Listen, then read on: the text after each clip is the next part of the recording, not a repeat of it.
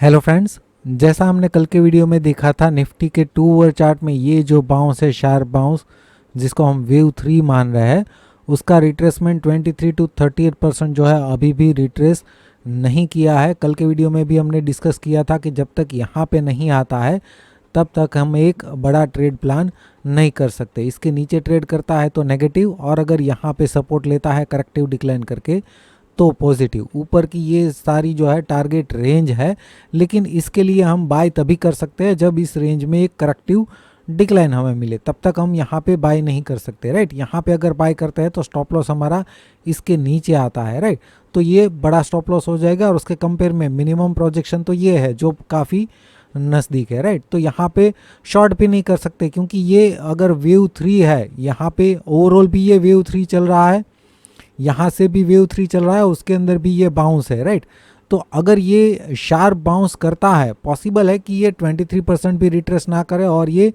तेज़ी से बाउंस ही करता रहे, तो ये भी पॉसिबल है। इसलिए यहाँ पे हम बाय भी नहीं कर सकते और सेल भी नहीं कर सकते। राइट, जब तक इस रेंज में नहीं आता तब तक हमारा कोई ट्रेड प्लान नहीं बनता है। हमने बात की थी कि इंट्राडे में जो भी पॉसिबल होगा हम कोशिश करेंगे। कल का वीडियो जो है मैंने सिर्फ और सिर्फ टेलीग्राम चैनल पे ही पोस्ट किया था, यूट्यूब पे पोस्ट नहीं किया था, जहाँ पे हमने सारा डिस्कशन कर लिया था। राइट, मॉर्निंग में हमने बैंक निफ्टी का एक ट्रेड सेटअप शेयर किया था कि अगर इस रेंज में ये आता है तो हमें 45,407 से लेके 45,448 की रेंज में, या यहाँ पे अगर आता है 490 एक्चुअली, इस रेंज में हम पुट बाय कर सकते हैं या तो फिर बैंक निफ्टी को शॉर्ट कर सकते हैं। राइट, यहाँ पे अगर बैंक निफ्टी के चार्ट में हम आ जाए तो ये जो है यहाँ पे क्लोज हुआ था, उसके हिसाब से मैंने यहाँ पे प्रोजेक्शन लगाया था वेव सी के लिए। राइट, ये 100 टू 123% की रेंज, और ओवरऑल जो है हमने इस पूरे डिक्लाइन का रिट्रेसमेंट भी निकाला था। राइट, जो 61% यहाँ पे आ रहा था, तो इस रेंज में हम शॉर्ट का प्लान कर रहे थे और वहीं से एक हमें डिक्लाइन देखने को मिला। लेकिन यहाँ पे चेंज ये है कि ये रेंज में आया, वहाँ से डिक्लाइन भी किया। हम एक्सपेक्ट कर रहे थे कि ओपनिंग के साथ ही इस रेंज में आ जाए, लेकिन ओपनिंग के बाद यहाँ पे एक बहुत बड़ा डिक्लाइन हमें देखने को मिला, शार्प डिक्लाइन, उसके बाद यहाँ तक आया। तो इस रेंज में शॉर्ट का कॉन्फिडेंस जो है मेरा कम हो गया था। एक्चुअली उसी रेंज में से बैंक निफ्टी ने डिक्लाइन दिया, लेकिन फिर भी यहाँ पे मैं ट्रेड प्लान नहीं कर पाया। थोड़ा सा मुझे यहाँ पे हेजिटेशन हुआ क्योंकि ये लो लगाने के बाद बहुत ही शार्प बाउंस दिया था, और आजकल जो है मार्केट सबको पॉजिटिव ही लग रहा है तो बहुत डर लगता है शॉर्ट का ट्रेड लेने में। तो यहाँ से जब ये डिक्लाइन हुआ तब वापस हमने जो है शेयर किया था। निफ्टी में जो है हमारा कोई प्लान नहीं था एडवांस में, और यहाँ पे जैसे ये कोटक का ट्रेड था जो मैंने ऑलरेडी एक्सप्लेन किया हुआ था यहाँ पे। राइट, ये डिक्लाइन के बाद इस पूरे डिक्लाइन का रिट्रेसमेंट हमने निकाला था 23 से लेके 61%, और हमारा प्लान यही था कि इस रेंज में अब अगर ये करेक्टिव बाउंस देता है तो वहाँ पे हम पुट बाय कर सकते हैं। और ये 44,000, ये उस टाइम पे हमने यहाँ से प्रोजेक्शन निकाला था 100 टू 123%, बाद में ये चेंज भी हो गया था। राइट, तो यहाँ पे स्टेप बाय स्टेप जाए तो यहाँ पे जैसे हमने प्लान किया था कि अगर ये करेक्टिव बाउंस यहाँ पे देता है, करेक्शन देखिए सिंपल नहीं होता। हम करेक्शन को जनरली समझाने के लिए कैसे प्लान करते हैं कि जैसे यहाँ पे मैं आपको दिखा रहा हूँ, ये जो है इस तरीके से हम करेक्शन को 3 वेव बाउंस देखते हैं। राइट, लेकिन करेक्शन तो 5 टाइप्स के आते हैं, उनमें से कोई भी ये बन सकता है। राइट, तो ये काफ़ी कॉम्प्लेक्स भी हो सकता है। हमने प्लान किया था कि 50 टू 61% की रेंज में अगर हमें मिलता है तो यहाँ पे हम पुट बाय कर सकते थे। ओवरऑल अगर हम देखें तो हमारा प्लान ऐसा ही था कि ये पैटर्न जो है करेक्टिव होना चाहिए और वहाँ से एक डिक्लाइन हमें मिलना चाहिए। राइट, यहाँ पे ये बाउंस होके डिक्लाइन भी कर रहा था, लेकिन फिर भी हम तो वेट ही कर रहे थे कि एक बार ये इसके नज़दीक आता है तो स्टॉप लॉस हमारा जो है वो कम हो जाएगा। राइट, उसके बाद यहाँ पे जो है उसके हिसाब से ही मैंने एक ये 45,300 का पुट जो है उसका चार्ट शेयर किया था, जहाँ पे मैंने बाइंग जो है अप्रॉक्सीमेटली 196 के अराउंड दिया था, तब ये 225 के अराउंड ट्रेड कर रहा था। राइट, ये मैंने शेयर किया था 10:12 पर, और अराउंड 12 बजे के आसपास ये 196 के नीचे आया, 185 का लो लगाया, और लो लगाते ही वापस ये 200 के ऊपर चला गया। उसके बाद 200 से लेके 230 की रेंज में बहुत टाइम स्पेंड किया और उसके बाद जो है ये टारगेट भी अचीव किया। 295 का एक्चुअली शायद इसने हाई लगाया है, राइट। तो ये बहुत ही बढ़िया ट्रेड जो हमने 10:12 में दे दिया था, जो कि एक्चुअल में ट्रिगर इसका बाइंग कब हुआ, 12 बजे के आसपास, राइट। और उसके बाद जो है बहुत ही अच्छा मूव इसने किया। अब इस चार्ट को ध्यान से समझिए। यहाँ पे अगर आप देखें तो हमारा प्लान क्या था, इस रेंज में हमें पुट बाय करना है। अब देखिए यहाँ पे एक ABC बाउंस ऑलरेडी कर चुका है, वहाँ से शार्प डिक्लाइन, फिर भी हमने यहाँ पे पुट बाय नहीं किया था। उसके बाद ये ऊपर गया, वापस नीचे आया, हमने पुट बाय नहीं किया था, वापस ऊपर गया, वापस नीचे आया, और मैंने यहाँ पे एक रेंज यहाँ पे मेंशन कर दी, राइट। तो ये रेंज क्या थी, ये एक्चुअली ये बाउंस जो है इसको हम फर्स्ट बाउंस मान लेते हैं W, राइट, क्योंकि ये ABC है तो मैं इसको W बोलूँगा। उसके बाद क्या आना चाहिए, X, मतलब करेक्टिव डिक्लाइन। तो करेक्टिव डिक्लाइन में ये A, ये B और यहाँ से C, तो ये C की रेंज मैंने निकाली थी। अगर यहाँ से डिक्लाइन करता भी है तो मैं एक्सपेक्ट कर रहा था कि इस रेंज में सपोर्ट लेने के बाद फिर से इसके ऊपर जाएगा और तब हम पुट का प्लान करेंगे, राइट। तो ये हमारा एडवांस से प्लान था कि इस रेंज में से फिर से बाउंस कर सकता है, अभी भी हमें जल्दबाजी नहीं करनी है, इसलिए मैं ये शेयर करता हूँ। लाइव मार्केट में इतना जल्दी मुझे एक्सप्लेन कर पाना मुश्किल है, इसलिए मैं अभी आपके साथ शेयर कर रहा हूँ कि इसका लॉजिक क्या होता है, राइट। अगर आपने मेरा कोर्स अच्छी तरीके से देखा है तो ये पैटर्न आपको समझ में आनी चाहिए। एडवांस में भी ये एक WXY करेक्शन है, यहाँ पे X और फिर से यहाँ पे Y, इसके ऊपर हम फिर से प्लान कर सकते थे। तो यहाँ पे अगर आपने देखा होगा, मैंने उसके बाद जो है ये स्क्रीनशॉट भी शेयर किया। मैंने क्या किया था, जब इस रेंज में आया था, यहाँ पे अगर मैं आपको दिखा वो सेम रेंज जो मैंने यहाँ से निकाली थी, राइट, ये इसका 100 to 123%, और ये 123% से ही हमें एक बाउंस देखने को मिला, राइट। तो उसी रेंज में मैंने यहाँ पे कॉल भी बाय किया था, सिर्फ और सिर्फ स्कैल्पिंग के लिए, राइट। मुझे पता था कि ये एक बार फिर से ऊपर जा सकता है। तो यहाँ पे जब मैंने बाय किया उसके बाद मैंने हालांकि मैंने बहुत ही जल्दी निकाल दिया था, लेकिन यहाँ से जो बाउंस है उसका अगर हम प्रोजेक्शन निकालें तो 100 to 123% की रेंज में हम फिर से पुट प्लान जो है कर सकते थे, राइट। वो भी मैंने शेयर किया था। ये कॉल जो है मैंने सिर्फ और सिर्फ थोड़ी देर के लिए बाय किया था और वहाँ पे एक प्रॉफिट बुक किया, राइट।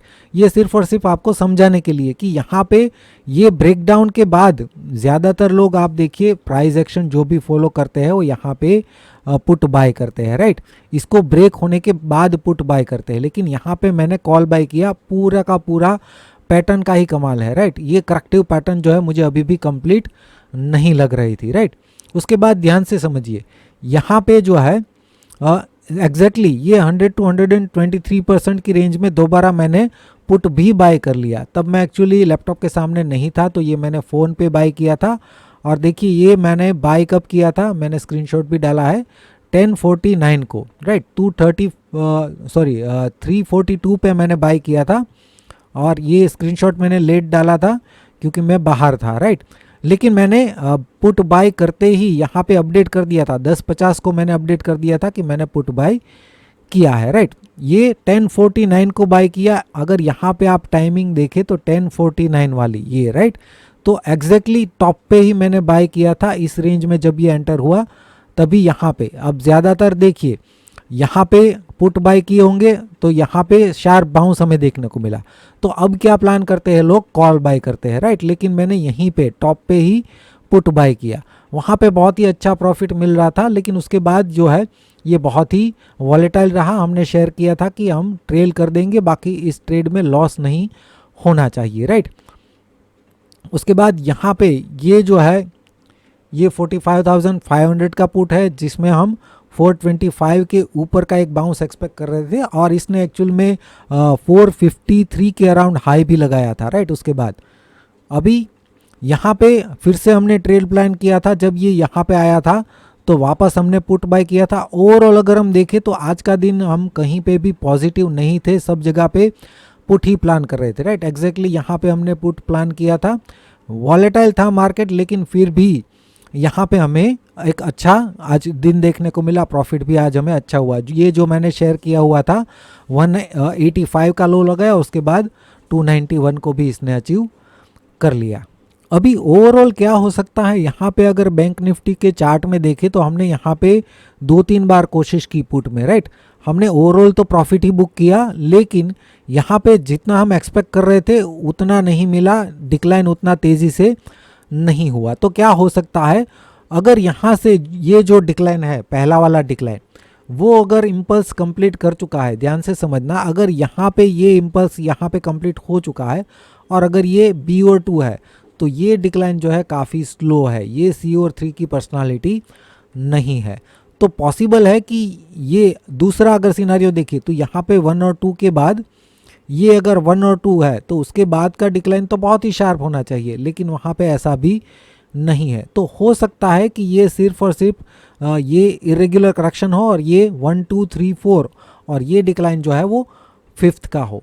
तो अगर ओवरऑल इस डिक्लाइन का रिट्रेसमेंट हम निकालते हैं तो ये सारी जो है रेजिस्टेंस रेंज हम बोल सकते हैं अभी भी बैंक निफ्टी के लिए इसके ऊपर ट्रेड करता है 45,433 के ऊपर, तो ही हम इसको पॉजिटिव मान सकते हैं। और ये 61% जो है इसके आसपास भी आ रहा है, राइट। तो ये सारी जो है बैंक निफ्टी के लिए हम रेजिस्टेंस रेंज बोल सकते हैं। अगर यहाँ पे 1 और 2 के बाद ये ऑलरेडी 1 और 2 कंप्लीट कर चुका है तो यहाँ से शार्प डिक्लाइन भी पॉसिबल बन सकता है। ओवरऑल अभी भी हम नेगेटिव है, या तो इस रेंज में से या तो फिर प्रेजेंट लेवल से। इसके ऊपर ट्रेड करता है तो ही पॉजिटिव बन सकता है, फिर हमें इस पैटर्न को इग्नोर करना होगा, राइट। कुछ और ही यहाँ पे पॉसिबल हो सकता है अगर इसके ऊपर जाता है तो। बैंक निफ्टी का हमने समझ लिया। निफ्टी की अगर हम बात करें तो निफ्टी में जो है जैसा हमने बात की कि जब तक इस रेंज में नहीं आता है तब तक हम एडवांस में कुछ प्लान नहीं कर सकते। यहाँ पे स्मॉलर टाइम फ्रेम में लाइव मार्केट में देखेंगे, हमें यहाँ पे कुछ समझ में आता है तो कोशिश करेंगे। अभी अगर हम 3 मिनट चार्ट को देख के अगर कुछ समझने की कोशिश करें एडवांस में तो हो सकता है कि ये जो है एक इरेगुलर करेक्शन हो, राइट। लेकिन ये कब कंफर्म हो जाएगा कि ये इरेगुलर करेक्शन है और डिक्लाइन ये कर सकता है, तो उसके लिए हमें एक रिट्रेसमेंट निकालना होगा। यहाँ से जो बाउंस है उसका अगर हम रिट्रेसमेंट निकालें तो ये 38% जो है वो इम्पोर्टेंट लेवल बन जाता है कल के लिए, कल ओपनिंग के लिए। अगर इसके नीचे ट्रेड करता है, इसके नीचे ओपन होता है 19,390 के नीचे, तो ये नेगेटिव हो सकता है और इसके नीचे एक हमें शार्प डिक्लाइन देखने को मिल सकता है। लेकिन मॉर्निंग में इस रेंज को ब्रेक नहीं कर पाता नीचे की तरफ तो यहाँ से बाउंस करेगा, लेकिन हम बाइंग में तो इंटरेस्टेड है नहीं क्योंकि टारगेट नज़दीक है। और अगर यहाँ पे मान लीजिए कि इस रेंज में से ही बाउंस होता है तो स्मॉल स्टॉप लॉस इसके नीचे प्लान कर सकते हैं बाइंग के लिए, राइट। वो लाइव मार्केट में ही पैटर्न के साथ पता कर सकते हैं कि इसके नीचे स्टॉप लॉस रख के कितना प्लान हो सकता है बाइंग में, राइट। बाकी निफ्टी में हमने जैसा ओवरऑल सिनेरियो में देखा, जब तक इस रेंज में नहीं आ जाता तब तक एडवांस कुछ प्लान नहीं कर सकते। लाइव मार्केट में जो भी मिलता है वो देखेंगे। फ्रेंड्स, वीडियो अगर अच्छा लगा है तो लाइक कर दीजिए और नए हैं तो सब्सक्राइब करना मत भूलिएगा। वीडियो देखने के लिए आपका बहुत बहुत शुक्रिया, धन्यवाद।